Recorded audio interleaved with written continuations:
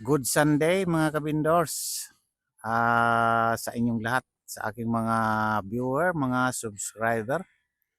Ngayon ay bigla kong naisip si Casey mga kabindors, kung naaalala nyo si Casey, yung anak ni Tatay John.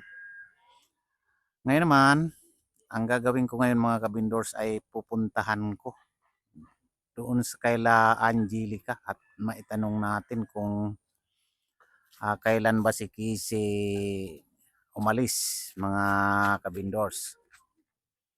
Kaya yan, samahan nyo ako mga kabindors doon at matanong natin. Kawawa naman si Casey, napakatagal na panahon na hindi natin nakikita dyan sa ating mga sa vlog ni Idol Juju Albasan.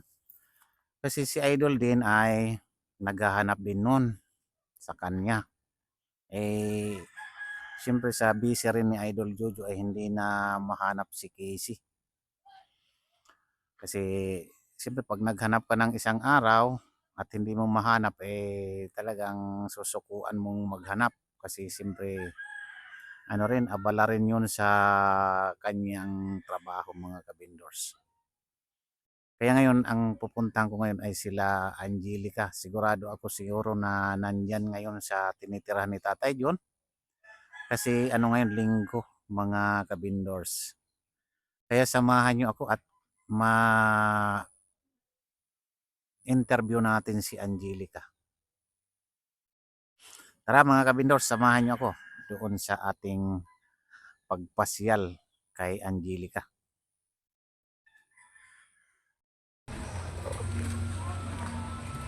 Hello, magandang hapon Angelica. Buti nandito kayo, ano? Opo. Long!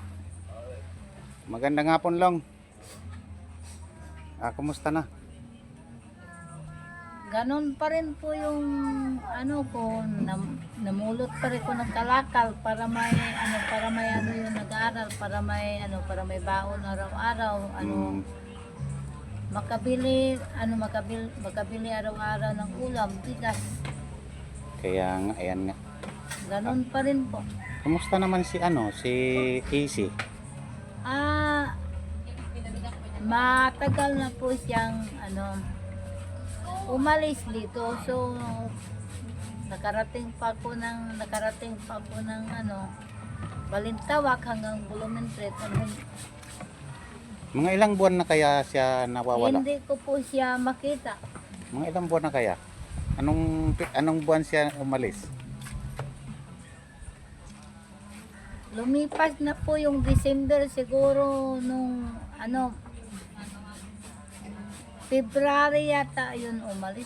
February o basta Hindi, ano pa lang ngayon, January pa lang ngayon ay January pa lang ngayon.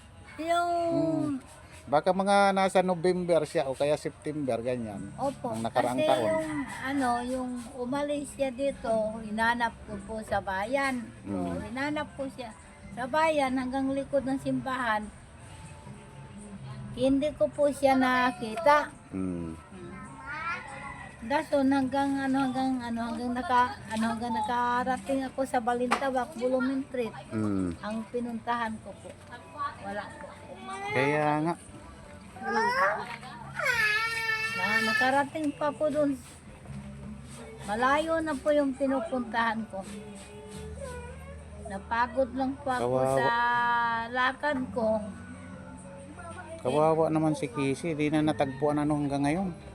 Wala nga po siguro nakarating siguro yung sa ibang lugar na siguro napunta.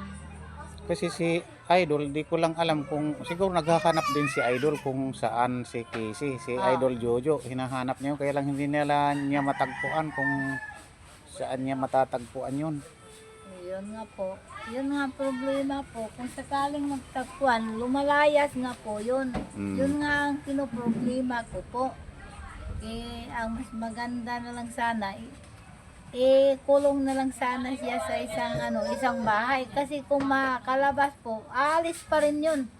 Alis pa rin siya O kaya ano na lang, siguro kung mahahanap uli, dalhin na lang sa DSWD. Ano? Para sila na ang mag-ano doon kasi dito hindi man naalagaan kasi puro kayo busy, 'di ba? Yun Nag-ano nga kayo? po. Naghahanap buhay kayo, nagngangalakal Busy ganyan. rin ako sa ano, nangangalaka rin po ako. Kaya siya kasi kulang sa pag-iisip, lumalayas. Oh, lumalayas nga po. Mm. Lumalayas siya kahit may pagkain. Talagang aalis pa rin siya kahit may pagkain dyan. Aalis pa rin talaga. Yun po ang kanyang pag-iisip. Kawawa naman si Casey, ano? At hindi rin yata mahanap ni Idol na kasi si Idol rin Ah, naghahanap din yun kaya lang busy siya kasi may trabaho yun may para rin trabaho. sa mga pangangailangan ng pamilya niya. Kaya hindi niya matutukan masyado na maghanap. Ganun nga po ang Mm. nangyari sa buhay ng tao. Yan ang kawawa yung bata. Kumusta naman yung kalakal niyo? Ano, nakabinta lang po to. Pambili lang bigas. Parang ang ganda na ng ano mo ha, yung itong cart mo, yung sasakyan mo. Lagyan ng mga kalakal oh. Oh, nilagyan ko lang po ng nilalagay ko po yan, mga karton. Mm. Mga karton po nilalagay ko yan. Mga karton? Opo. Di kuryente yan, ano, tong ano mo, tong Eco-bike yan po.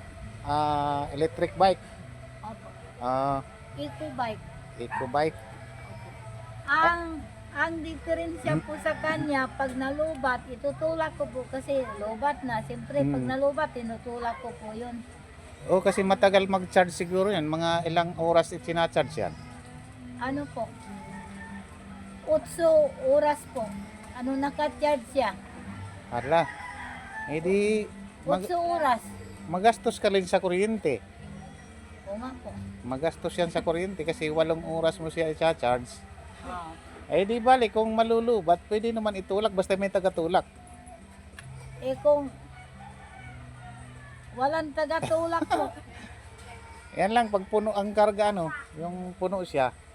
kasi po ano lang kasi ako diyan minsan yung mag-isa lang kasi ako diyan minsan. Siyempre pag na puno sa karton yung mag-isa lang akong nagtutulak diyan. Hindi di bali kung Ako lang diyan ano, kasi mag-isa. si Lulong naman, wala man din trabaho yata. Huwag mo nang anuhin na hindi isama kasi pag yan ay, Nangangalaka rin siya po ng pangbili sa anak niya po eh. kaya nga, pag yan ay puno at wala nang kuryente yung bike mo, ay magtutulak ka talaga. Tinutulak ko na lang po. Magtutulak ka Opo. talaga. Tinutulak ko na lang po yan pag na lobat, tinutulak ko na lang po. Hanggang makarating ako sa pinupuntahan ko po.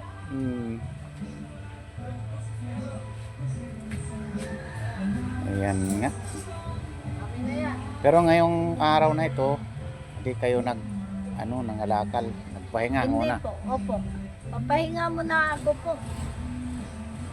Napagod po ako eh. Tapos ayan masisipag yung mga anak ko, naglalaban na. Oh, Si Mary Jean ito at saka si Mary Rose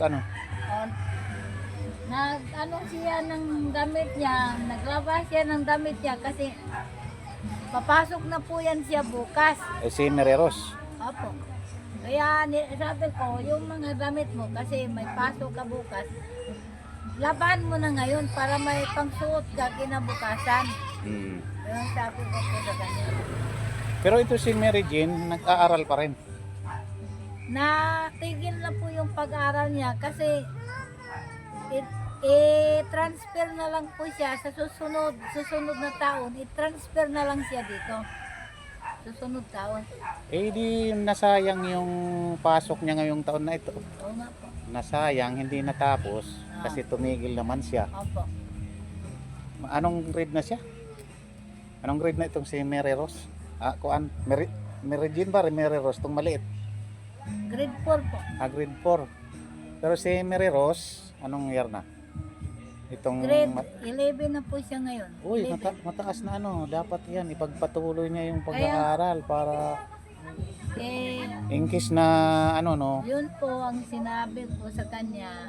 Ang maganda na ipatuloy mo yung pag-aral mo para makatulong ka naman lang sa akin kahit paano. Mm, Yun po ang nasabi ko sa kanya. kaya nga. Nasayang talaga yung pag-aaral ni Mary Jean, ano? Kaya nga po, Nasayang. sabi ko po, patuloy mo na lang sa susunod na taon. Kasi kung, kasi kung sa bayan pa siya po, sobrang layo na saka, Mm. Yung isang balik na siya sa pagising niya. Siyempre, sasakay pa siya ng jeep, Oo. traffic pa. Yung anak mong lalaki isa, si Kuan. Sino pangalan nun? Yung lalaki, yung isang lalaki mo. Si Angelo po, Angelo, oo. Nasaan? ang ito pong pinoproblema, pumupunta po yan dun sa bayan, doon sa 7-Eleven po siya, yung nagbukas-bukas ng pintuan. Ano siya, yung binibigyan naman siya doon. Opo.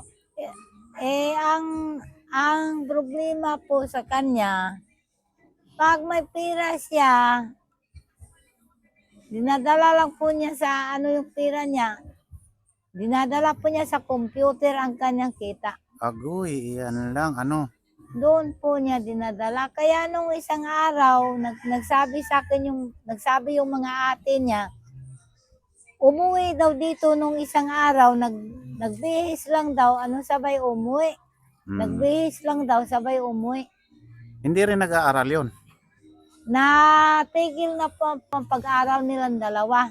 Ni Mary Jane.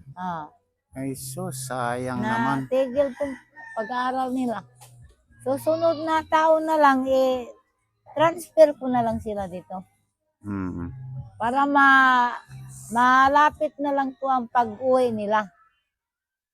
Kaya nga, dito mo na lang paaralin kasi dito naman talaga kayo nakatira. Opo. Sa bahay ni Tatay John. Mas malapit ang mga school dito. Oo nga po, malapit na lang nga po. Kaysa doon pa sa bayan nyo enroll napakalayo. Malayo Diba? na ang tirahan. Marayo. Mamamasahe pa. Siyempre, yung Oo, pamasahe niya Oo sa nga hirap nga ng buhay ninyo, nangangalakal lang kayo. Oo nga po. Gastos pa rin yun. Kasi ano na lang nyo sa pagkain yung kita nyo. Na lang ng ulam bigas, bili na lang Bili ng na lang. ulam. Yun nga po. Kaya nga. Ayan, Angelica, siyempre pumapasok yung mga anak mo, di kayo nangalakal ngayon. Baka Opo. makatulong itong konting halaga na ibibigay ko sa inyo Opo. para baon ng mga anak Opo. ng anak mo na nag-aaral si Mary Rose po. Mary Rose. Opo. Yung dalawa naman sayang na yung pag-aaral nila, Opo. hindi nakapagpatuloy. Oo nga po.